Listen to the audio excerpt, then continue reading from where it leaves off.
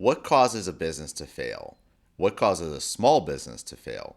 Whether it's a fitness business, a Fortune 100, there are so many different aspects to look at, but I want to highlight and break down one specific example from a company that literally went out of business yesterday. And it was a thriving fitness business. And January of last year, it was sold to one of the coaches, and he was around 25.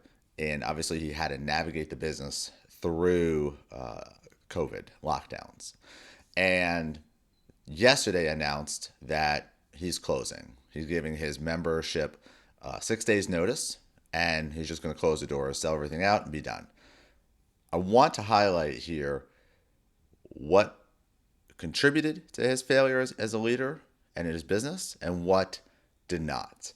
And I think this will be valuable to you for if you're trying to start anything or if you're building anything, because failure is a part of it. The level of failure that happens, obviously, you manage based off of the work that you're doing, but failure is always a possibility. I personally have started many projects and businesses and ventures that did not succeed, but I have started many more that have. Does that mean that I or another is better at it? No. There are factors that go into it: timing, skill, your experience, the market. I mean, all those things come into play. But let's break it down for how this leader failed to navigate the pandemic as a business. He had a thriving business, remember. It was very profitable. It was so profitable the last owner sold it. And, this coach now was a business owner. When the pandemic started, he did not do anything. So when the normal day-to-day operations had a shift, meaning that he was no longer able to run classes in person, he simply canceled the schedule, right? So if you have a customer base that pays a monthly subscription to come access and have coaching, he basically canceled it. And 3 to 4 weeks in, he started hosting live coached sessions via Zoom and other technologies. Now, that was a very long time to wait. And from a leadership perspective, he needed to have seen that this was a possibility that he would get shut down, as I have done and others have done. When you see a possibility, your business might be closed, your your market might be shifting. You have to pre-plan. You have to put a strategy in place, put the technology, the infrastructure, practice with your people so that you are prepared if such an event happens. He was unprepared.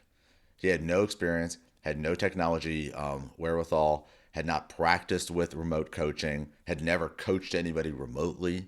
And so, therefore, he, as the leader, was unable to guide his delivery team and himself at the launch of the pandemic and the lockdown. So, a leader must see the possibilities of risk. They must see this and then prepare accordingly. It's not, well, learn how to remote coach because someday you may have to deliver coaching remotely. No, but you need to have reps and experience to know what your capacity is and what your capacity is not. For instance, I work with many people where they're incredible humans in person, but they are dry as a drywall person on camera, meaning they don't convey themselves. They cannot bring their energy and their talents through the lens. Well, that's insights for them, right? Because there's so many other things that they can do. But from a leadership perspective, we must see the risks and plan accordingly. How he could have won in that scenario is he could have looked and seen other counties, states locking down from movement, from travel, certain businesses like his fitness, and said, well, what would we do if we closed? And merely wrote a couple emails to communicate what his plan was to his members, subscribed to Zoom or other technologies, and practiced a little bit. So that when the day came, it was like, hey, tomorrow you're closing, he could fire off that email, set a new standard for what the classes would be like, and find other revenue sources. For those people that have assets like a gym, you could rent out the equipment, take it to their homes. So there's other aspects. But from a leadership perspective, he failed because he did not plan as a leader, didn't put things in motion for the potential risk that was growing as more likely, and didn't put any of the groundwork in. Another indicator of leadership failure here for this one business was deep in the pandemic, he did not reach out to other businesses to build and find collaborations that they could do together. That's vital. You see, when you're a business and your community is customers to other businesses, you have a shared interest in that leadership role to work with other business owners and find out how are they doing? What can you do together? Right? Really finding collaborations is so powerful. And he failed to do that.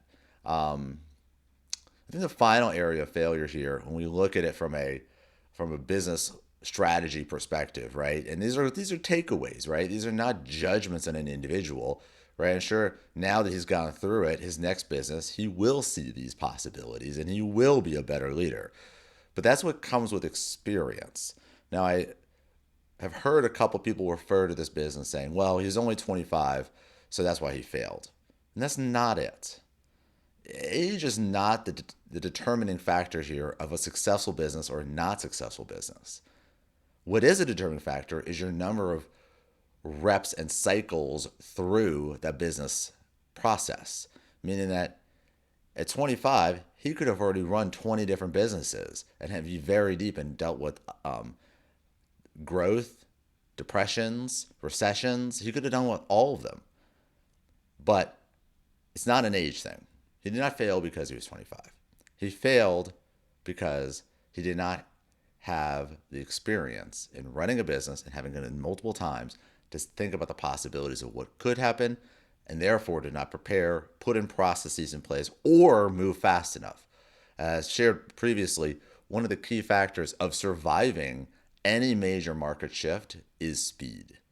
We have to move fast, right? So if you are looking at your business and you're like, what's another takeaway here?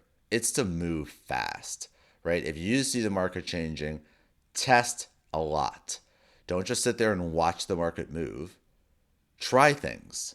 See what starts to catch and then make your version of it. That doesn't mean we copy from everybody. It means we make our authentic version. Finally, when I think about kind of like the last lesson to be learned from his failure in the fitness industry is this, is that when you are coming to the end, you have to appreciate that 6 days notice is not a lot of time for people that may have spent hundreds, if not thousands of dollars with you to be working with you every month for the year, right? And to shut down in 6 days doesn't really honor that relationship. How are you giving them and their community another chance? Are you trying to get your customers deals with other fitness places? Are you trying to get them equipment and then a year of you coaching them remotely, personally, right? There are so many variations where we as a business can still provide value to those OG core customers that have been stuck with us for a very long time through a very difficult 12-month period. What can we do with them?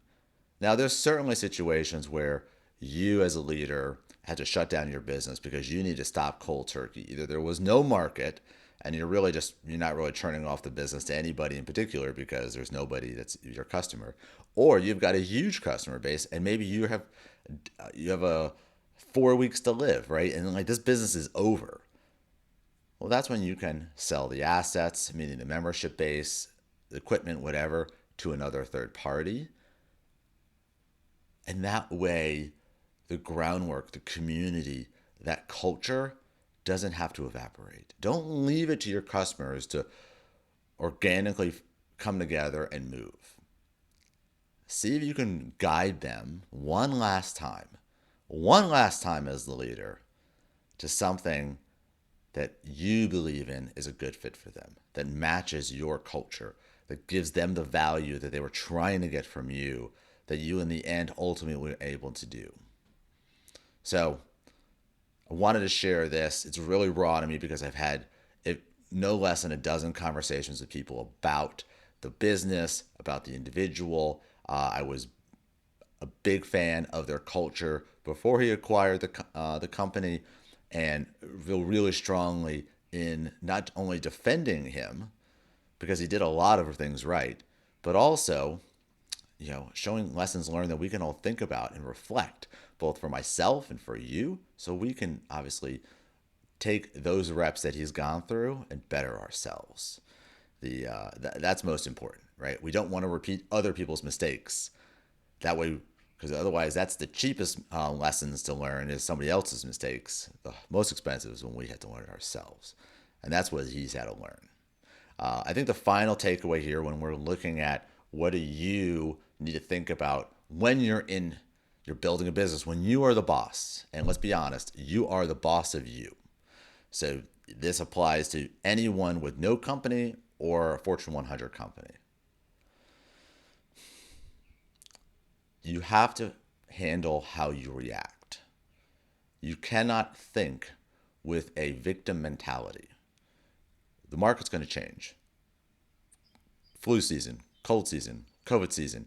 There's going to be a bunch of different things. Politics. Politicians are going to do things that are going to damage your business. There's going to be all these events, floods, famine, like you name it. You name it. They exist. How you as a leader react and think about yourself and not as a victim. You cannot think of yourself as a victim. Only that this is what was served up to me, and this is how we're going to react. That is how you be the great leader for yourself in your own life, the CEO of you.